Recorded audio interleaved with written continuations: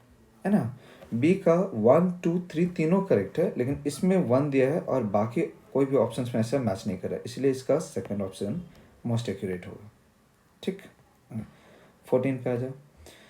Two cars P and Q start from a point at the same time in a straight line and their positions are represented by this. Cars will have the same velocity. तो velocity कैसे निकालेंगे, तो x P, तो यानी V P निकाल, V P निकालना है, differentiate कर ए प्लस 2BT। ऐसे ही वी क्यू निकाल, फिर से डिफ्रेंशिएट कर F minus 2T। Same velocity कह रहा है, इक्वेट कर दे a plus 2BT equals to F minus 2T। यहाँ से सॉल्व कर लें तो वो T निकल जाएगा। ठीक है, चलो 15 पर बात करते हैं। Ram and Lakhan are moving towards each other with a speed of 2। मतलब ये राम है, ये लखन है, ये दोनों जो है वो 2 के स्पीड से एक दूसरे की तरफ आ रहे हैं, रिलेटिव टू द ट्रेन, यानी with respect to the train. ये अगर ट्रेन है, ये ट्रेन, तो इसके रिलेटिव में।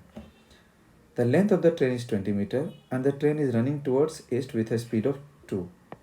ये भी 2 से जा रहा है। Find the time when they meet. तो अगर इन्हें मिलना है तो ये तो ट्रेन पर ही मिलेंगे, तो ट्रेन पर ही मिलेंगे और इनके बीच का गैपिंग है 20 मीटर। तो इसे ट्रेन के वेलोसिटी से मतलब नहीं है, क्योंकि ये रिलेटिव टू ट्रेन ही तो मूव कर रहा है ना। तो ये 2 इधर जा रहा है, ये 2 इधर जा रहा है, तो इनका रिलेटिव वेलोसिटी हो गया सीधा सीधा 4 ऐड हो गया अपोजिट डायरेक्शन में, और डिस्टेंस है 20, तो टाइम हो जाएगा 20/4 यानी 5। इन्हें वेलोसिटी ऑफ ट्रेन से कोई मतलब नहीं रहेगा इस केस में, क्योंकि ग्राउंड के रिस्पेक्ट में बात नहीं करना है। Next 16, an object is moving in a straight line as shown in the figure, pick the correct option. क्या है, एक्सेलरेशन इज कांस्टेंट। जब वेलोसिटी एक्स के साथ वेरी कर रहा है तो कांस्टेंट एक्सेलरेशन सिर्फ कब बनेगा, सोच करके बताओ। तो वी स्क्वायर इक्वल्स टू, याद होगा, you square plus 2AS, S के जगह यहाँ एक्स लिखता हूँ। तो v और x का ग्राफ जो होता है, जब वी स्क्वायर वर्सेस एक्स, जब अगर ऐसा वाला टाइप का देखोगे, वी स्क्वायर वर्सेस एक्स, यानी v और इधर x के जगह पर हो जाएगा √x। जब वो वाला ग्राफ एक स्ट्रेट लाइन बनता है तो जा करके हम लोग कह सकते हैं कि ये कांस्टेंट एक्सेलरेशन का होगा। मतलब ये पहले ऑप्शन को देख करके तुम्हें सीधा सीधा अंदाज़ा लगा पाना मुश्किल होगा, क्योंकि ये पैराबोलिक तो हो ही सकता है ना। और इसने कहीं पर भी वर्ड पैराबोलिक मेंशन भी नहीं किया है, so we can not assume this as the parabolic. Acceleration is changing its sign तो कहीं पर भी चेंज नहीं हो रहा, क्योंकि कंटिन्यूसली वेलोसिटी पॉजिटिव है और इंक्रीज हो रहा है। सो साइन का तो कोई मतलब नहीं है, ये गलत है। Speed is constant, speed constant नहीं है, स्पीड तो बदल ही रहा है, ये भी गलत है। Acceleration is increasing with x, ये पहला ऑप्शन और चौथा ऑप्शन के बीच में कंफ्यूजन है। एक्सेलरेशन इज कांस्टेंट पहला ऑप्शन ले सकते हैं अगर वो बोल दे पैराबोलिक है, समझा रहे तुम्हें। अगर वो बोल दे पैराबोलिक है तो हम पहले ऑप्शन पे जाएंगे, लेकिन कहीं पर भी ऐसा कुछ भी वर्ड मेंशन नहीं है, सो हम लोग जाएंगे फोर्थ ऑप्शन की तरफ। ठीक है, 17 पे आते हैं। Two particles start moving from the same point along a straight line. The first particle moves with constant velocity v and the second particle moves with constant acceleration a. दो particle है, वो एक जा रहा है v स्पीड से और एक स्टार्ट हुआ 0 से, रेस्ट से स्टार्ट होता है, और वो स्टार्ट हुआ है कांस्टेंट एक्सेलरेशन a से। ठीक है, the maximum distance between the particles. Okay, maximum distance तो तब होगा जब ये जो सेकंड वाला पार्टिकल है, इसका वेलोसिटी बढ़ते बढ़ते कितना हो जाए v, और तब तक में तो ये काफ़ी आगे चला जाएगा, क्योंकि उसका तो स्पीड v ही है। बट ये जो सेकंड वाला पार्टिकल है, इसका तो स्पीड बढ़ रहा है ना, सेकंड पार्टिकल का। तो अगर इसका स्पीड बढ़ रहा है, तो जब इसका स्पीड बढ़ते बढ़ते v हो चुका है, तो इस पॉइंट के बाद तो इसका स्पीड और बढ़ेगा। सो बेसिकली दोनों के बीच का तब रिलेटिव गैपिंग घटेगा। So this is the moment जबकि उनके बीच का रिलेटिव डिस्टेंस मैक्सिमम है। क्लियर हो गया। तो इस मोमेंट पर दोनों का वेलोसिटी इक्वल होना चाहिए। तो पहले वाले का तो वेलोसिटी v ही है, अब दूसरे वाले का भी वेलोसिटी v। अब इस v equals to u plus a t, u zero है तो a इंटू टी, यानी t निकल गया v/a। इतना टाइम के बाद होगा ऐसा सिचुएशन। हमें चाहिए दोनों के बीच का डिस्टेंस। तो पहला वाला ने जो डिस्टेंस ट्रेवल किया है वो डिस्टेंस है v into T, constant velocity है। और दूसरे वाले ने जो डिस्टेंस ट्रेवल किया है वो डिस्टेंस है, बताओ कितना हो गया, half A T square, half A T square. Clear? तो गैपिंग कैसे निकालोगे?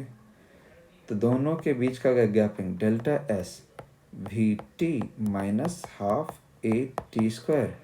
हमें टी का वैल्यू मालूम है, रख दे, सॉल्व कर ले।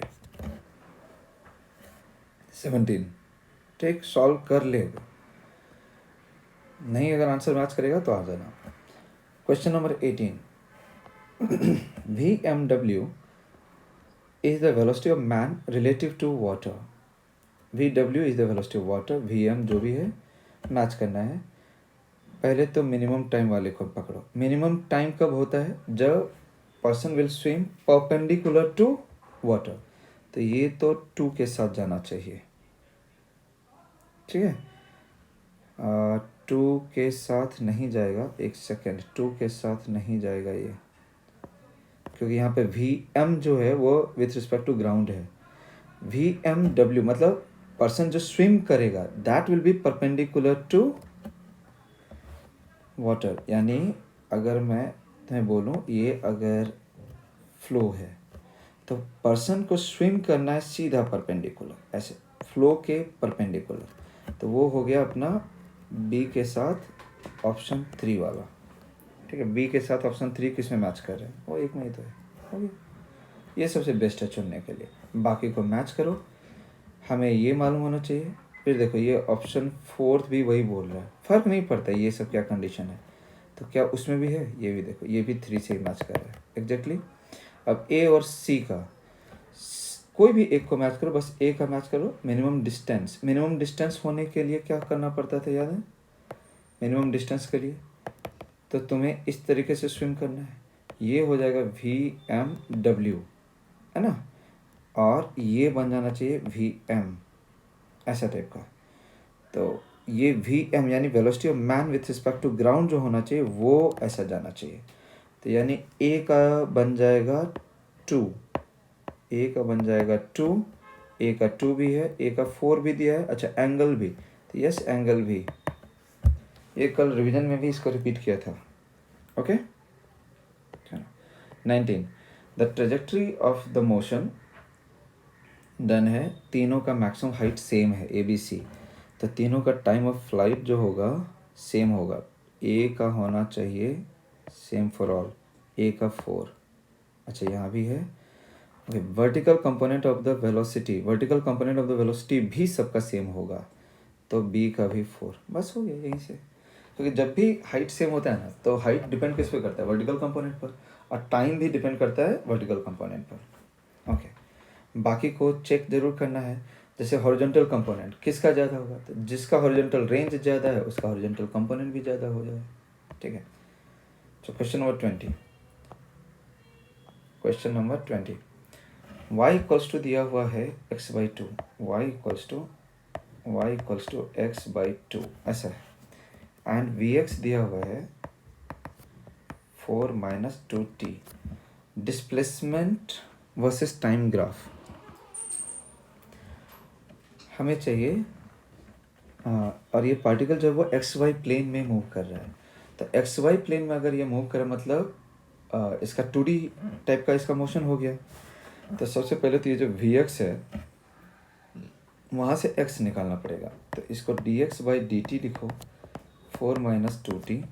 सो dx हो जाएगा 4 - 2t dt, इंटीग्रेट करो, x आ जाएगा 4t माइनस 2t² यानी t²। तो x तो आ गया पैराबोलिक, ठीक है। अगर पैराबोलिक है ऊपर से t² का कोफिशिएंट है नेगेटिव, तो यानी पैराबोलिक होगा ये डाउनवर्ड, और कुछ करने की ज़रूरत है नहीं। तो सीधा सीधा यहीं से तो आ गया। ये वाला, है ना। क्योंकि इस इक्वेशन को देखते ही हम लोग कह सकते हैं कि पैराबोलिक इक्वेशन अगर एक्स में है तो वाई में भी आएगा। चलो question number 21, simple quantity is given by x equals to MALB/TC, maximum percentage error. ये आसान है, तुम लोग कर लोगे, बोलो। एक्स है ना, तो dx/x into 100 a into DM/m, यानी वही अल्फ़ा दिया हुआ है, plus errors are additive b into beta plus c into gamma. Easy है। चलो 22, the quantities A and B are related by relation m equals to a by b, where m is the linear mass density, a is the force dimension of b। ये dimension से related, फिर से देखते हैं इस question को। m equals to a by b, m is linear mass density. Linear mass density मतलब m by l, it's not m, it's m by l. तो m बाई एल ये डायमेंशन हो गया। a क्या दिया है, फोर्स, यानी ML/T-2 by b। So b का डायमेंशन हो जाएगा, m हटा दो, so L2T-2। L2T-2 is same as Q by m, heat per unit mass. Heat per unit mass में हीट मतलब एनर्जी हो गया, ML2T-2 बाई m करेंगे, mm कैंसिल, तो L2T-2, तो ये लेटेंट हीट से मैच कर रहा है। ठीक है। 23 को देखो, in the equation this Boltzmann constant dimension of beta. कल भी रिवीजन में ये रिकॉल करवाया था कि KT का डायमेंशन एक साथ याद करो। KT डायरेक्टली एनर्जी के बराबर हो गया। अब यहाँ पर है 1/p beta y by KT। KT को डायरेक्टली तुम एनर्जी मान लो, P प्रेशर है, डायमेंशन पता है हमें, y डिस्टेंस है, इसका भी डायमेंशन पता है, B का डायमेंशन निकल जाएगा। मैं एक्सप्लेन नहीं करूँगा, आप लोग करेंगे खुद से। N denotes a positive integer, H is Planck's constant, Q is charge, B is magnetic field। Question number 24 में ये क्वेश्चन थोड़ा ठीक, वो मतलब बहुत ही ज़्यादा ट्रिकी टाइप का कुछ नहीं है, इसमें सीधा सीधा रख दो, बात यही है। तो जैसे NH/2π, तो NH/2πQB, NH/2π एंगुलर मोमेंटम होता ही है, तो आप इसको एंगुलर मोमेंटम सोच लो, angular momentum by QB। Angular momentum का डायमेंशन मतलब हो गया MVR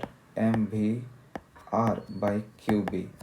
M का डायमेंशन मालूम है, V का डायमेंशन मालूम है, R का मालूम है, Q AT मालूम है, B मैग्नेटिक फील्ड बता चुका हूँ। कैसे F इक्वल्स टू ILB का यूज करके B का डायमेंशन निकाल करके रखो, सब रख दो, डायरेक्टली मैच कर जाएगा। Question number 25, if the unit of force is kilo newton, length 1, time 100 second, then what will be unit of mass. Okay, unit of mass, हमें यूनिट निकालना है, उसका नंबर नहीं निकालना, n नहीं निकालना, हमें यूनिट निकालना है। सो फोर्स का डायमेंशन होता है ML/T-2। तो m का डायमेंशन अगर हम लोग चेक करें तो F/L/T-2, यानी ये हो गया F/L-1T2, ये ना। हमें ये m का यूनिट निकालना है, तो डायरेक्टली यहाँ पे वैल्यूज रख दो, जो भी बनेगा। तो f को जैसे अगर हम लोग मान लो f की जगह न्यूटन रखते, l की जगह मीटर लिखते, t की जगह सेकेंड लिखते, तो यूनिट बनता है kg। लेकिन अब जो रखना है वो कुछ और वैल्यूज रखना है, तो जो भी बनेगा उतना kg, सीधा सीधा आंसर है इसका, और कुछ घुमाओ मत इसको। ये नहीं है कि एक यूनिट से दूसरे यूनिट में कन्वर्ट करने आपको बोल रहा है, बहुत लोग इसमें कन्फ्यूज हो रहे होंगे। N1U1 इक्वल टू N2U2, ये वैसा नहीं कह रहा है, सीधा सीधा कह रहा है कि अगर हम f को इतना बोलूँ तो m कितना होगा। ठीक है, सो सीधा सीधा f का वैल्यू यहाँ पर रख दो, तो ये है 1 किलो न्यूटन, l की जगह पर है 1 किलोमीटर, है ना। 1 किलोमीटर पे -1 है, और t की जगह पर है 100 सेकेंड पे 2। अब देखो यहाँ 1 किलो और यहाँ का 1 किलो, क्योंकि -1 पावर है, एक दूसरे को कैंसिल करेगा, तो बचा सिर्फ यहाँ न्यूटन, यहाँ पर मीटर, और यहाँ 100 का स्क्वायर सेकेंड स्क्वायर। तो 100 स्क्वायर को अगर हम पहले लिख लें तो 10⁴ हो गया न्यूटन मीटर सेकेंड स्क्वायर। अब इसी को तो हम लोग kg कहते हैं, है ना, ऐसे यूनिट में। तो ये सीधा सीधा 10⁴ kg के इक्विवेलेंट हो गया। चलो 25 डन। 26 पे आ जाओ। 26 में पहले वाला ऑप्शन को देखो, GMEMS मतलब GM1M2। GM1M2 ग्रेविटेशन में सोचो, GM1M2 क्या होता है, F×r², होता है ना, GM1M2 बाई r²। तो इसका डायमेंशन हो गया FR²। FR² से जो मैच कर जाए, तो FR², F होता है MLT-2, R हो गया L2, ये हो गया GM1M2। तो ये किससे आ रहा है, ML3T-2, किसी से नहीं आ रहा है, मतलब A का हो गया S। ठीक है, B का देखो 3kT/m, KT बाय, अब बहुत बार बोल चुके, KT को डायरेक्टली एनर्जी मान लो, E/m, तो ML2T-2 बाई m, mm खत्म हो गया, L2T-2, यानी B का हो गया Q, B का हो गया Q। अब C का देखो, F² बाई Q², B², नहीं ये खुद से करो, ये सब डायमेंशन याद करने वाले हैं, मैच करो खुद से। So 27. Which of the following statement is correct? Screw gauge having a smaller value of pitch. कहीं पर भी अगर पिच छोटा होगा तो उसका लिस्ट काउंट भी छोटा होगा, लिस्ट काउंट छोटा होगा तो उसका एक्यूरेसी ज़्यादा होगा ही होगा। 1 तो करेक्ट है, 1 is absolutely correct. The least count of screw gauge is directly proportional to number of divisions on circular scale. तो लिस्ट काउंट होता है P/n, तो ये तो इन्वर्सली प्रोपोर्शनल हुआ ना, ये कह रहा है डायरेक्टली प्रोपोर्शनल, तो डायरेक्टली प्रोपोर्शनल तो नहीं है, मेरी बात समझ आ रहा है, ये डायरेक्टली प्रोपोर्शनल नहीं है, तो ये वाला हो गया गलत। So only one. चलो 28 को देखते हैं। R1 दिया है, R2 दिया है, उनका रिलेटिव स्पीड पूछ रहा है, तो पहले आप रिलेटिव वेलोसिटी निकाल दो।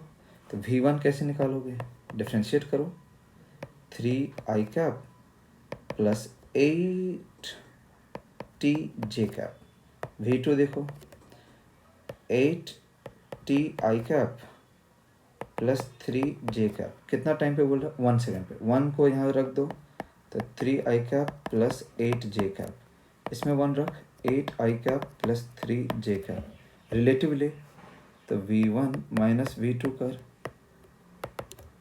तो ये हो गया -5i प्लस 5j। मैग्नीट्यूड ले इसका, स्क्वायर रूट 5² प्लस 5² यानी √50 यानी 5√2। मैग्नीट्यूड ले पाओगे ना सब, हाँ मैग्नीट्यूड बिल्कुल लेने के लिए सीखना है, -5 का होल स्क्वायर प्लस 5 का होल स्क्वायर, तो ये √50। Okay 29. A body X is projected upward with a velocity of 98. After 4 seconds, a second body is also projected upward with the same initial velocity. Question अच्छा है, ये कह रहा है कि यहाँ पर से एक बॉडी को हमने ऊपर फेंका 98 से t = 0 पर, एक और बॉडी को भी फेंका सेम स्पीड से 98 से, लेकिन 4 सेकंड के बाद, 4 सेकंड के बाद, तो 2 bodies will meet after how much time? तो ये मान लेते हैं यहाँ पर से गया, ये भी गया, ये मान लेते हैं ये लौट करके जब आ रहा था, ये ऊपर जा रहा था और यहाँ पर ये मिल गए। ठीक है, तो दोनों का ये हाइट तो बराबर ही हुआ, तो दोनों के लिए h को इक्वेट करो। तो पहले वाले का h को क्या लिखोगे, तो पहले वाले को लिखो ut, ऊपर जा रहे हैं ना, तो -12gt², तो 98t माइनस -12gt², बिल्कुल भी कंफ्यूज मत होना। ठीक है, इक्वल टू सेकेंड वाला जो है वो तो 4 सेकंड के बाद स्टार्ट हुआ, तो यानी इसको इस पॉइंट से इस पॉइंट तक जाने में जो इंटरवल मिला वो तो t-4 मिला, क्योंकि पहले वाले को तो t टाइम मिला, लेकिन दूसरे वाले को t-4, क्योंकि इसका 4 सेकंड के बाद स्टार्ट ही हुआ। तो उसके लिए क्वेश्चन क्या लिखोगे, तो उसके लिए वही सेम ut वाला 98, बस t की जगह पर लिखना है t-4 और -12g, फिर t की जगह पर t-4 का होल स्क्वायर। ठीक है, इसको सॉल्व करना पड़ेगा, सॉल्व करना है, t = करेक्ट आंसर आ जाएगा 12। चलो नेक्स्ट है question number 30। A body is thrown vertically upward from point A 125 metre above the ground, it goes up. पहले एक ग्राउंड है, ग्राउंड से 125 मीटर ऊपर से उसको थ्रो किया, इसके बाद यहाँ से इसको थ्रो किया, it goes up to a maximum height of 250 metre above the ground. Ground से अगर 250 मीटर ऊपर गया तो मतलब इस पॉइंट से फर्दर ये 125 मीटर ऊपर गया, तभी तो टोटल 250 हुआ। And above the ground and passes through A, यही वाला पॉइंट A है, passes through A on its downward journey. The velocity of the body when it is at a height of 70 meter above the ground.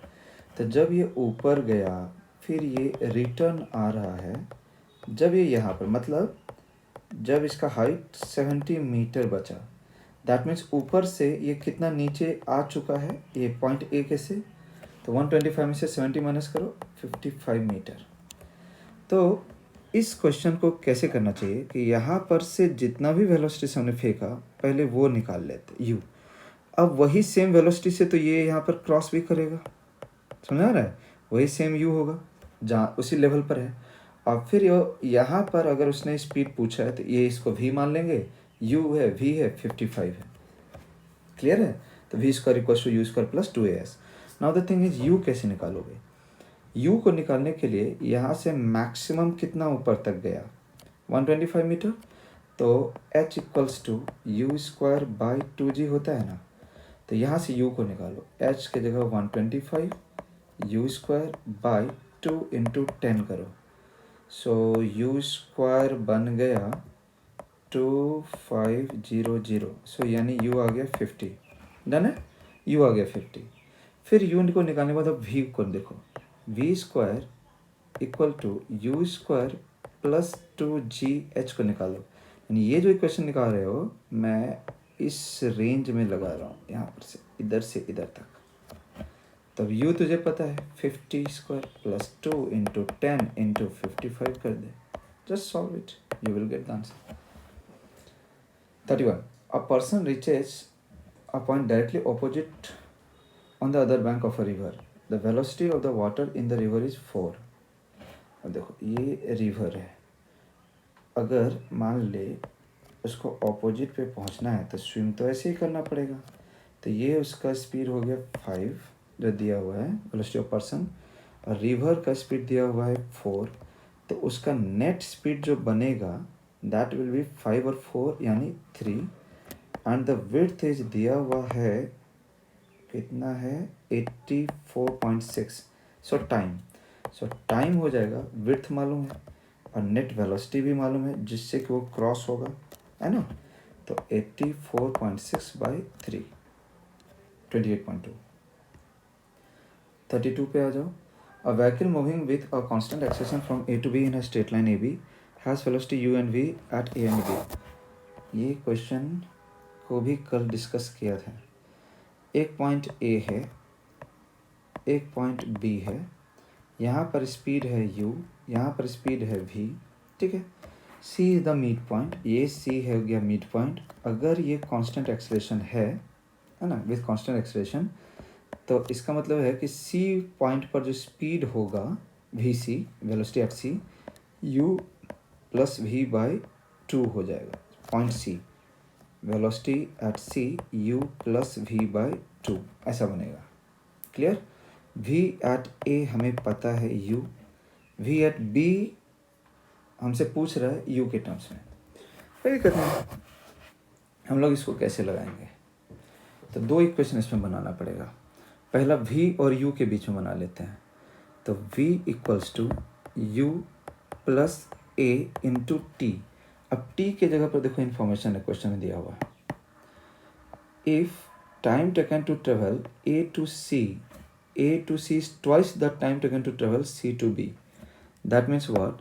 अगर हम c to b का time को t मान लें, okay, तो a to c का time को हम 2t मान सकते हैं, तो टोटल टाइम हो गया 3t इस हिसाब से, है ना, c से b और a से c। तो हम यहाँ पर v और u का रिलेशन अगर लिख रहे हैं तो a इंटू हो जाएगा 3t, पहला इक्वेशन। दूसरा हम ये v और ये मिडिल पॉइंट c का लगा देते हैं, तो v equals to u plus v by 2 plus a into t, क्योंकि उस बीच में टाइम है t, ठीक है। दो इक्वेशन है, सॉल्व करना पड़ेगा, सॉल्व करो।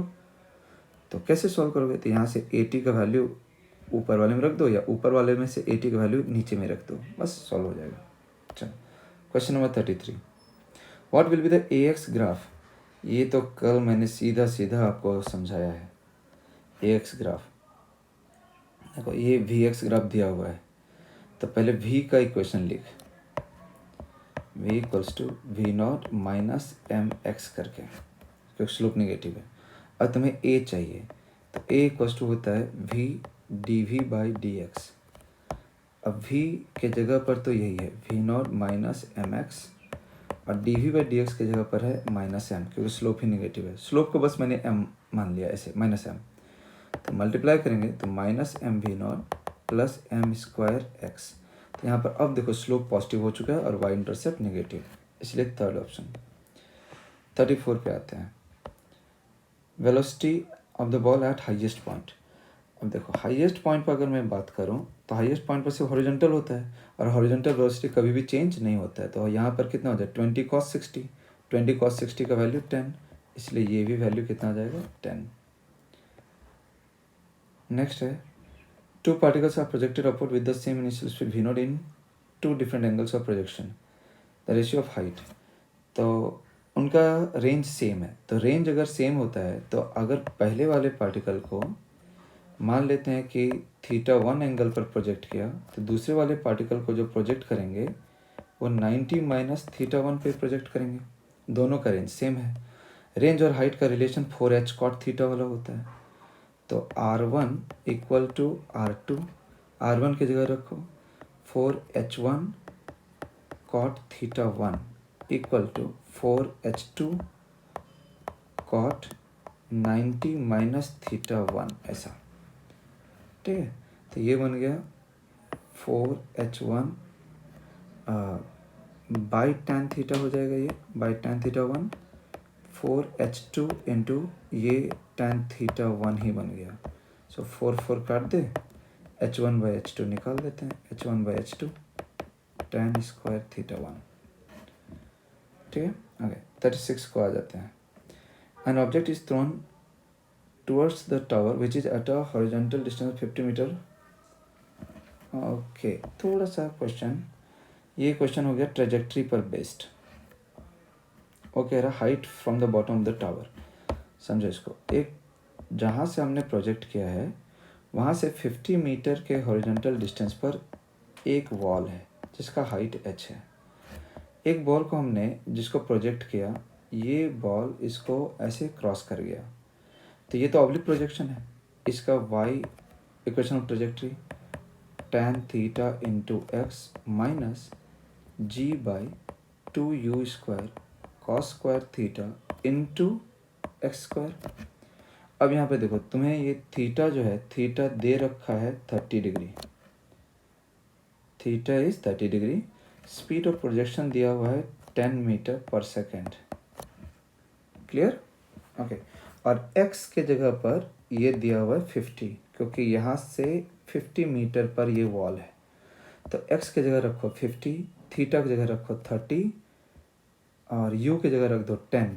ये सॉल्व कर, you will get the answer.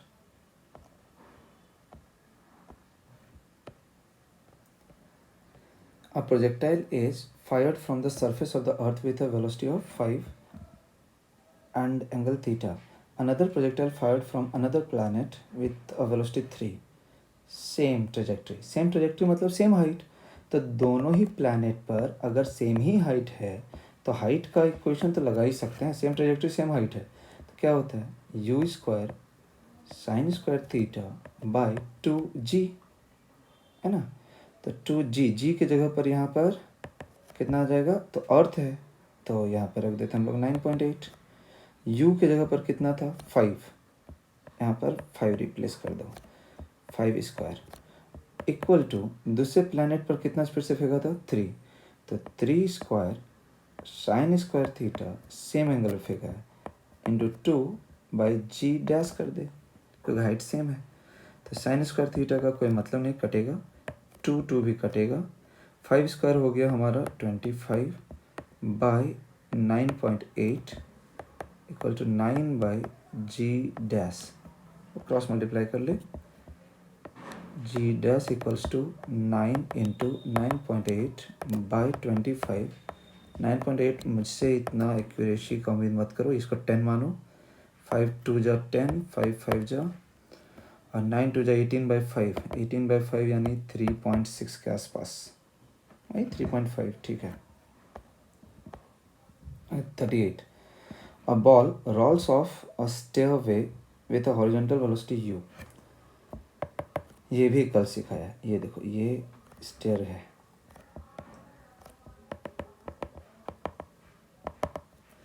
एक बॉल यहाँ से सीधा हिट करता है, मान लेते हैं यहाँ पर लास्ट पे, तो ऐसे में ये तो एक स्टेयर काउंट होता है, तो ये h है, ये b है, तो जितने स्टेयर्स होंगे उतना रेंज बन जाएगा NB, और ये NH है ना।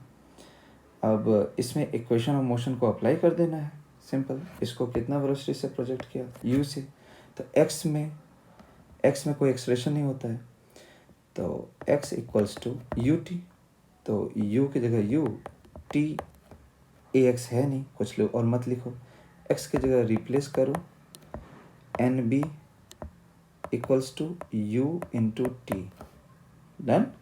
फिर y की जगह पर, y में इनिशियल वेलोसिटी नहीं है, तो सीधा सीधा हाफ जी टी स्क्वायर,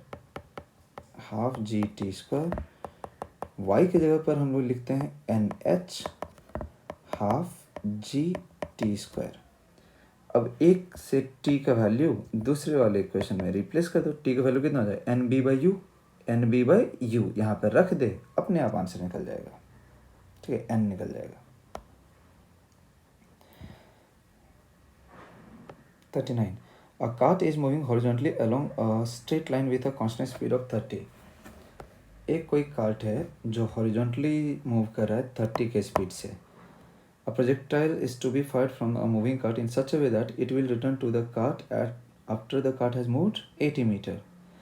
मतलब यहाँ से हमने फेंका और कार्ट के रिस्पेक्ट में फेंका, लेकिन इसी पॉइंट पर ये वापस भी आ गया, मतलब तब तक में जितना डिस्टेंस इस कार्ट ने ट्रेवल किया उतना ही हॉरिजॉन्टली इस बॉल ने भी ट्रेवल किया। मतलब समझो, बॉल का जो मोशन होगा वो कुछ ऐसा होगा और कार्ट का मोशन होगा ऐसा होगा, तो कार्ट 80 मीटर अगर आगे गया तो ये बॉल का भी रेंज 80 मीटर ही बना, तभी तो जहाँ पर से थ्रो किया हुआ था वो पॉइंट अब यहाँ पर आ चुका है, डन है।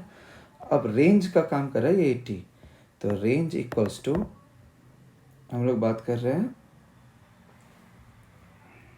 कितना, तो u cos theta into T. तब ये u cos थीटा वाला जो कंपोनेंट है, यानी ये वाला component u cos theta, u speed से तो हमने इसको फेंका था, तो u का जो ये हॉरिजॉन्टल वाला कंपोनेंट है और कार्ट का जो वेलोसिटी है, ये दोनों आपस में क्या होने चाहिए, सेम होने चाहिए। तो कार्ट का वेलोसिटी कितना था 30, यानी इस u cos थीटा के जगह पर भी बॉल का जो हॉरिजॉन्टल कंपोनेंट वेलोसिटी है वो भी कितना होना चाहिए 30, और रेंज की जगह पर कितना 80 इंटू कितना हो गया t, so t equals to कितना हो गया 8/3। So at what velocity must projectile be fired? अब टाइम तुम्हें पता चल गया है, तुम्हें टाइम पता है, तुम्हें उसका निकालना पड़ेगा velocity of projection. t equals to projectile is to be fired from the moving cart, it has moved 80 meter, at what velocity relative to the cart must projectile be fired। मतलब हमें इसका relative to the cart पूछा ना, तो हमें सिर्फ और सिर्फ इसका वर्टिकल कंपोनेंट चाहिए। तो टाइम को जो है ना, टाइम को हम लोग क्या लिखते हैं 2u/g, तो रिलेटिव टू द कार्ट बात कर रहा है यहाँ पे। क्वेश्चन को ध्यान से पढ़ लेना, ये जो पूछा है उसने at what velocity must projectile be fired, तो ये रिलेटिव टू द कार्ट है। रिलेटिव टू द कार्ट तो सिर्फ वर्टिकल कंपोनेंट ही काउंट होगा। अब इस t के जगह पर, इस t की जगह पर रख दो 8/3 बिकॉज टू u/g की जगह पर रख लो 10, तो 2 ये हो गया 5 से उधर कर दो तो u निकल जाएगा। Hence u equals to 40/3, done. 40 For a ground to ground projectile, an object is at point A at t equals to t by 3। Next को देखते हैं 40 में। ग्राउंड से ग्राउंड तक का प्रोजेक्शन है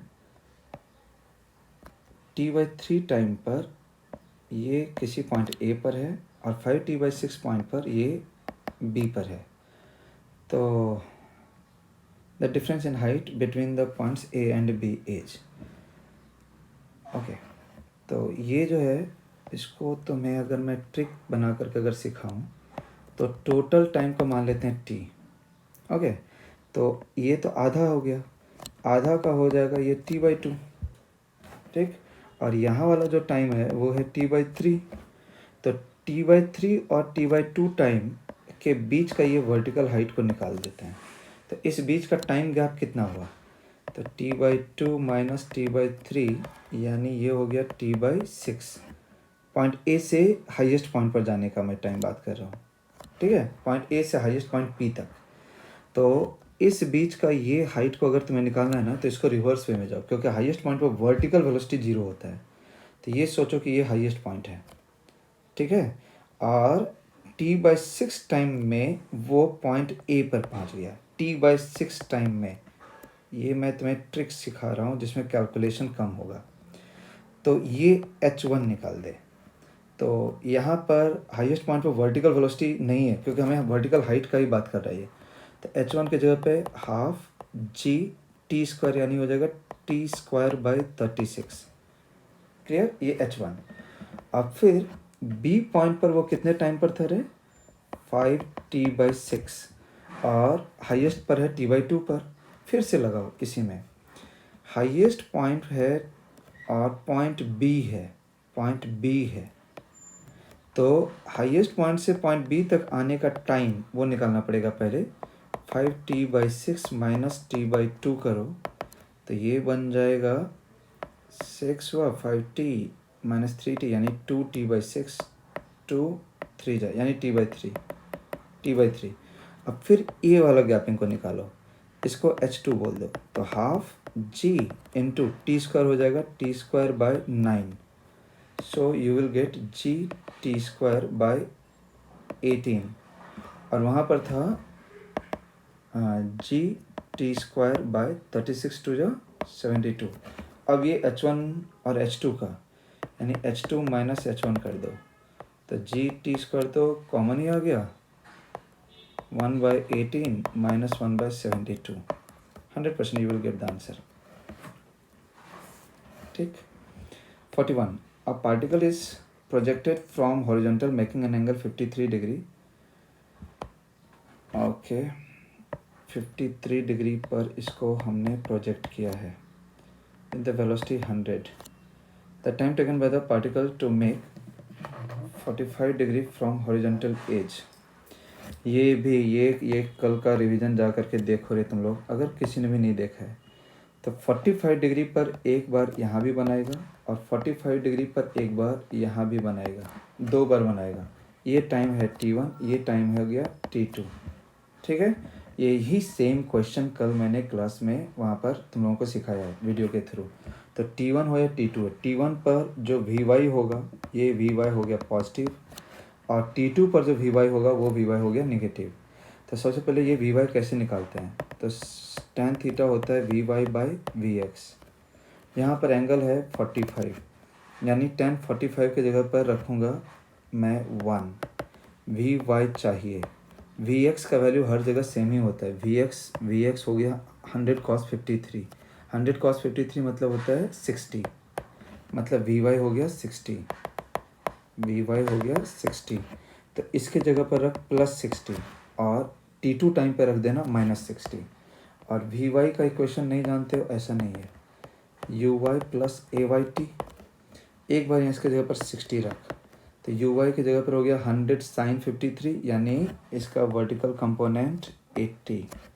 तो 80 माइनस g इंटू t1, यहाँ से t1 निकल जाएगा। फिर एक बार और करना, जब vy की जगह -60 रख, फिर वहाँ पर से 80 माइनस g t2 और यहाँ से निकाल दे t2। तो 2 आंसर आएगा, इसलिए इसके 2 आंसर करेक्ट हैं। चलो 42, A projectile is thrown at an angle theta such that it is just able to cross a vertical wall at its highest point.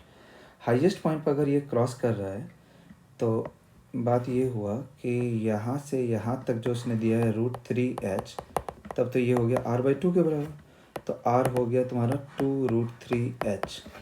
तो r और h का रिलेशन हमें पता है, 4h cot theta 2√3h, solve कर लो, theta निकल जाएगा। ठीक है, एच एच उड़ा दो, कॉट थीटा हो गया √3/2, सो टैन थीटा हो जाएगा 2/√3। ठीक है।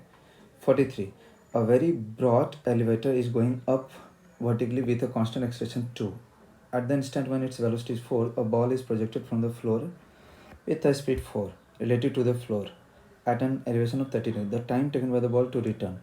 देखो टाइम ऑफ फ्लाइट पूछ रहा है, 2u sin थीटा बाय, यहाँ पर जो है वो एलिवेटर रेस्ट पर नहीं है तो g इफेक्टिव का यूज करो, तो 2u के जगह पर है 4 sin थीटा यानी sin 30 बाय g इफेक्टिव, ऊपर की तरफ जा रहे हैं ना 2 से, तो g प्लस ए हो जाएगा यानी 10 + 2 यानी यहाँ हो जाएगा 12।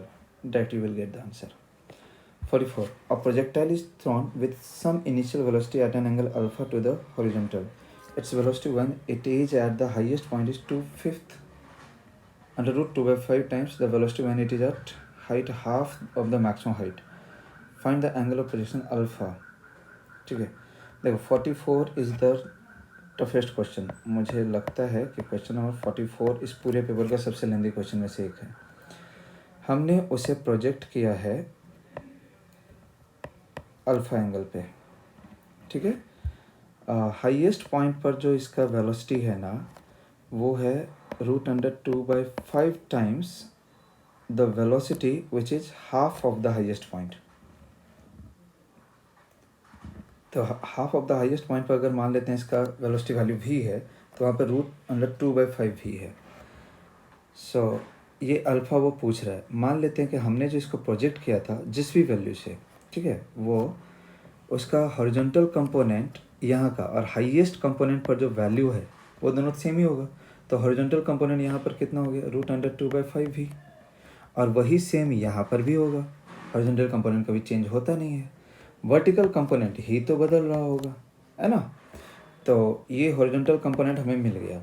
हमें अगर अल्फ़ा चाहिए तो वर्टिकल कंपोनेंट वेलोसिटी चाहिए, समझा है, वर्टिकल कंपोनेंट वेलोसिटी चाहिए और हॉरिजॉन्टल कंपोनेंट पता है तो tan अल्फ़ा को vy/vx कर सकते हैं।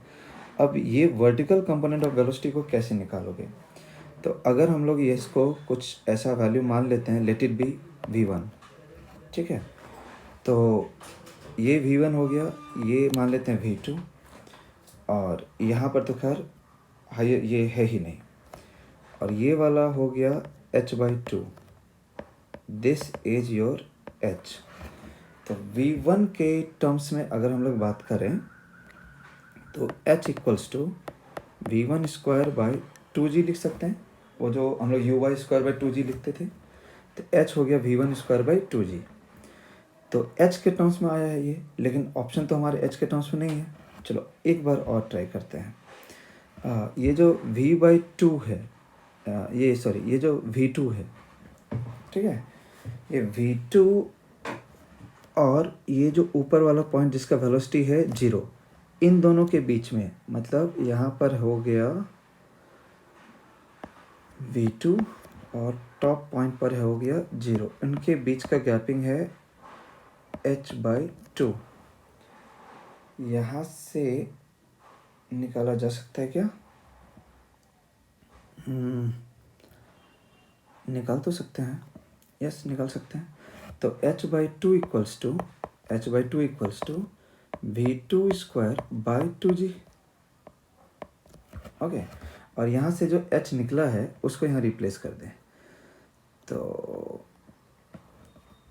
1/2 इंटू h के जगह पर रख रहा हूँ मैं v1²/2g इक्वल टू v2²/2g। यहाँ से जो निकला हमें चाहिए था v, एक सेकेंड, इसका नहीं, इससे एक और इजी सा मेथड है, एक और इजी सा मेथड समझ में आया। वेट, मैं यहाँ पर लिखा रहा हूँ, इससे भी आएगा लेकिन ये थोड़ा मुझे लेंदी लगने लग गया। यहाँ पर है मिडिल पे है स्पीड है v और हाईएस्ट पर स्पीड हमें पता है √2/5v। तो इन दोनों के बीच का हाइट डिफरेंस हमें पता है h/2। हम शायद डायरेक्टली यहाँ पर लगा देते हैं v² = u² + 2as। तो फाइनल स्पीड हो गया, अगर स्क्वायर करूँगा तो 2v²/5। इनिशियल स्पीड हो गया v² माइनस होगा क्योंकि ऊपर जा रहा है 2g और यहाँ हो गया h/2। क्लियर हुआ? ओके, तो ये बन गया हमारा, ये 2 अगर मैं ख़त्म करूँ तो GH = v² - 2v²/5 यानी बनेगा 3v²/5। अब भी हमें जो चाहिए था वो मिल गया। तो यहाँ से h निकल करके आया है, यहाँ से h। अब अगर मैं इस h के जगह पर ये वाला इक्वेशन को रिप्लेस करूँ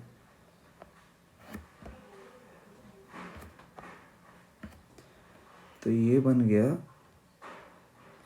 g × v1² / 2g = 3v²/5।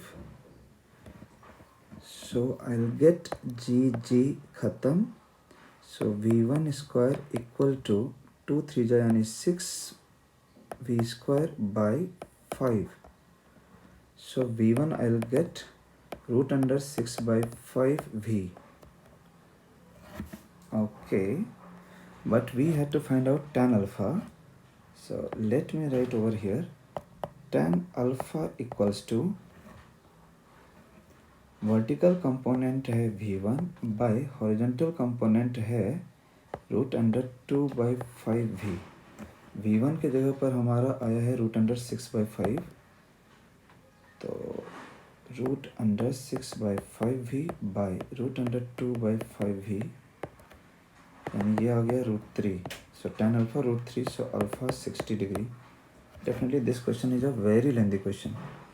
Again I'll repeat for you. देखो, हमने जो स्टार्ट किया कॉन्सेप्ट को एक बार बस मैं वापस से रिपीट कर देता हूँ तुम लोगों के लिए।